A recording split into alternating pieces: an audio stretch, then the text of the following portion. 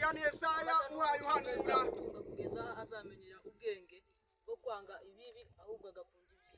uwo ni Yesaya wazuhanura hejuru y'ivuka rya Yesu. Bibiliya itubwira ngo hashize igihe ngo hatambutse imyaka myinshi, imyaka 400 Yesaya amaze guhanura. Nyuma yabwo nanone tugiye kumva abandi bamubonye, abandi baramurangiza ngo babona ataraba bugufi, ariko ngo baramwitegereza cyane ngo babona kuko muri bo hazaba inyenyeri. Twumve Baramu nawe ari cyo yabivuze. Namureba ariko subu, namwitegereza ariko tandi bugufi. Inyenyeri izakomoka mu bwoko bwa Yakobo, ko ni ubwami izaboneka iturutse mu bwoko bwa Isirayeli. Izaguriza inkiko z'i Mowabu, izatsinda hasi abasheti bose.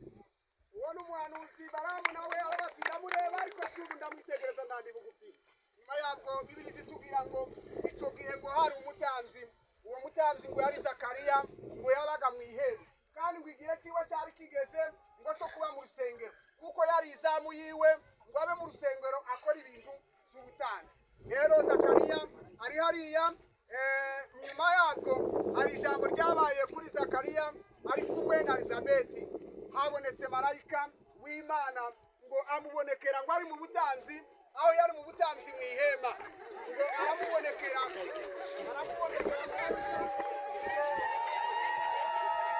uriya ni marayika wabonekeye. Uriya ni marayika. Bibiliya itubwira ngo Zakariya arikanga. Zakariya amubonye agira ubwoba, ariko hari ijambo marayika yamubwiye. Witinya Zakariya, kuko ibyo wasavye vyumviswe. Umugore wa Elizabeth azakubyarira umwana w'umuhungu, uzamwite Yohana. Azakubera umunezero n'ibyishimo, kandi benshi bazanezererwa kuvuka kwe. Uwo ni Zakariya marayika yamubwira. Zakariya ngo biramujisha biramucyanga ngo ntiyasobanukirwa n'iryo jambo, ariko hari ijambo Zakariya yabajije marayika. Zana igiga niki ko ndi umusaza n'umugore wanjye akaba ari umukecuru.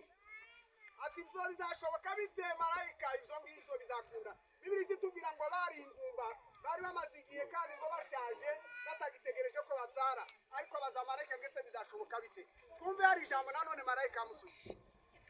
Gaburiyeli uhagarara imbere y'Imana, kandi natumwe kuvugana nawe ngo nkubwire ubwo butumwa bwiza.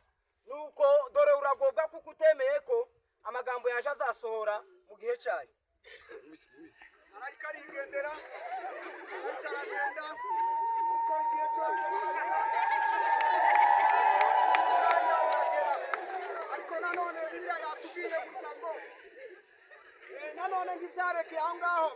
Bibiliya ivuga ngo Yosefu na Mariya ngo bari mu ishakana ryabo, ariko ngo muri iryo shakana ryabo umwe nanone atarataha ngo aje ngo arongorwe cyangwa se arongore, marayika w'Imana ngo abonekera Mariya, nawe ngamubonekera mu nzozi aryamye. Marayika nanone abonekera Mariya, hari ijambo yamubwiye Mariya, cyangwa se hari ijambo marayika akimubonekera ngo amubonekera mu nzozi, arikanga ahinda ubushitsi. Hari ijambo marayika yavuze. Ni amahoro urahiriwe ku Mwami Imana. Witinya Mariya kuko uhiriwe ku Mana. Dore uzasama inda, uzabyara umwana w'umuhungu, uzamwite Yesu. Azaba mukuru, azitwa umwana w'isumba byose, kandi Umwami Imana izamuha intebe y'ubwami ya sekuru Dawidi. Uko niko yamubwiye marayika ngo bimuhagarike umutima Mariya. Byamuhagaritse umutima. Hari ijambo Mariya yabajije marayika. Zoshoka gute utararongorwa nkiri iwacu? Ngese nzakunda bite ndacyari umwari, sindarongorwa, sindagira umugabo, none se nzabyara gute uwo mwana ntaragira umugabo? Hari ijambo marayika yamusubije. Umwuka wera azakuzaho, n'imbaraga z'isumba zose zizagukingiriza. Nicyo kizatuma uwera uzavuka azitwa umwana w'Imana.